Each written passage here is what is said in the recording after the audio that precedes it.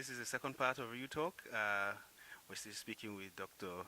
Professor Dimitra Papadimitriou of the University of Patras in Patras, Greece. The first part, we talked about some issues which are softer. Now, I'd like to talk about football and governance in Greece and how the Greek football sphere is changing. Welcome once again, Professor. Would you please, in 2004, Greece stunned Europe, stunned the world by winning the European Championship of Football. How, being a researcher in football, and I'm sure you're a fan of football, what was the feeling for you personally and for the Greek people in 2004? That was very unique feelings, being very proud of the team, being very proud of of being there and achieving, something which we never thought, we would ever achieve in our life. Because if you remember this particular Euro Cup, it was, like we went there as outsiders. Nobody was betting for us, that we're gonna get to the second round, and we managed to get, to the cup and come back.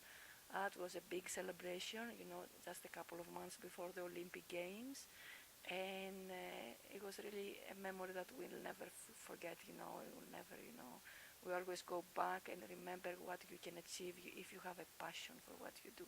And these athletes, together with this big coach, Otto Rehagel, they proved that they had passion and they had vision, and and they implemented, what they had learned to do into the field. It was such a strong collective with a good character of players then. But since then, Greek football has struggled. Where we thought Greece was going to go far in the next World Cup in 2006, and but then since then it's been down and down. But what do you see as a researcher in governance? What has been the experience of Greece? That's a difficult question to explain why a team goes down. It's a very complex question, but we lost the coach. That's for sure. He didn't want to stay anymore in Greece, and that's understandable. And then the next coach is probably they couldn't provide the guidance and the support that these athletes wanted. Of course, the athletes left to the different European uh, teams at that time after this big achievement, and they did a very great career abroad, and that probably was another reason that they didn't have anymore so much passion to give to the national team. But I would see as well the deterioration of the performance of the team from the perspective of governance in terms of how the National Football Federation is organized. I think they can do better in how they compose the team, how they select the coaches, how they motivate the athletes, how they support them with additional services in order to love, to be in the national team and to do their best when they're in different competitions. I think there is much more room for improvement in that direction. Let's now look a little bit further across the big divide at FIFA. Last year, there was an unraveling at FIFA. The big corruption cases hit the headlines, and there was a shake-up, big shake-up. Mr. Blatter lost his role. We now have a new FIFA president, and there seems to also we have a first woman secretary general. She's completely out of from outside. She has a background in development and at the UN. What changes do you suppose these will bring to FIFA as a global football body sport that people are passionate about? Mhm. FIFA, yeah, had hard times very many years ago. Lots of written negative things have been written about FIFA at the academic level, at the news outlets. It was really, a But we expected FIFA to be a leader in good governance, and was the opposite thing for many years. That's that's what the facts say. Now we see a big change. We see some reforms, announced for that. We want to see these reforms, to be implemented and see what, what improvements, structural actual improvements have been taken at that level, and what are the results out of it. And overall, it would be nice for FIFA to change its internal culture. It's the way, that they develop their regulations and they implement the regulations, so they control and monitor their internal activities, because the impact of the sports is tremendous, and we want this organization, to reflect that kind of power that the sport has, in the real world. And don't undermine that, when FIFA is working, with following good governance principles in depth and into, to a great extent, that reflects automatically the performance and the governance of the national football federations.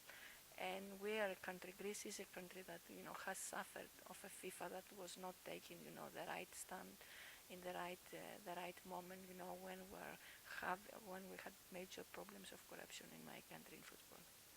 I can relate with that.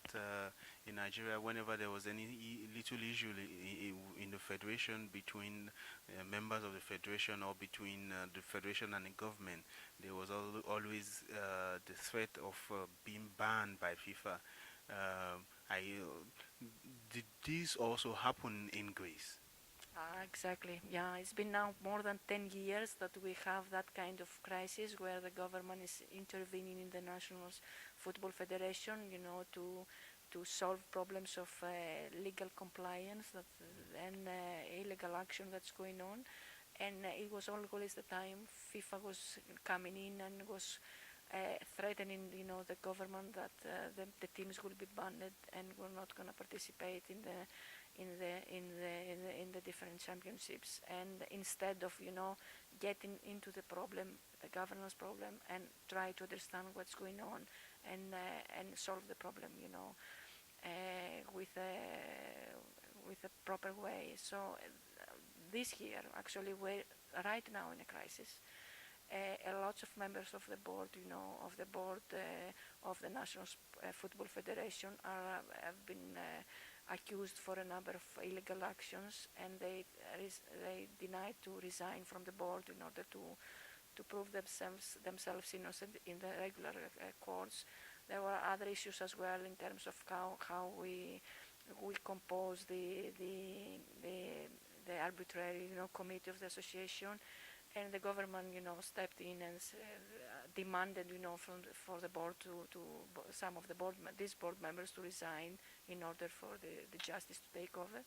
And we are glad to see that FIFA, backed up the government, side, and they said clearly that we have to leave the justice, system, the judges to make final decisions about what's going on. And the board members have to help the procedure and get out and defend themselves in the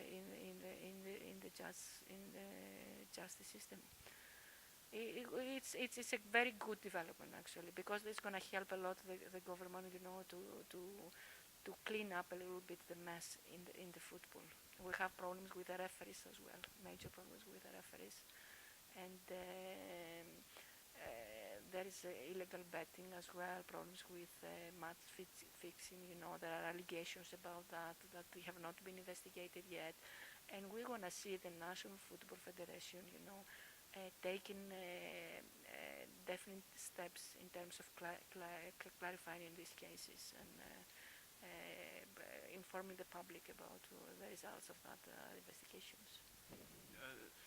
Now, when usually there's the problem with the federation and the government, the federation, especially in football, always look.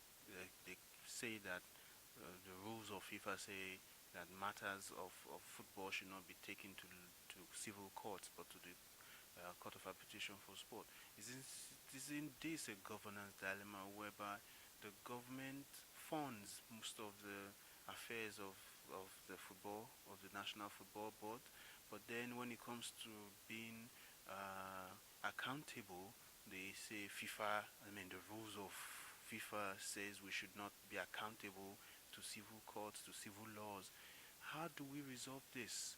Has FIFA been siding too much, giving too much opportunity for lack of accountability to national federations? How do we resolve this? You're right. It's a matter of accountability. It's not a matter of who is controlling whom and who is autonomous.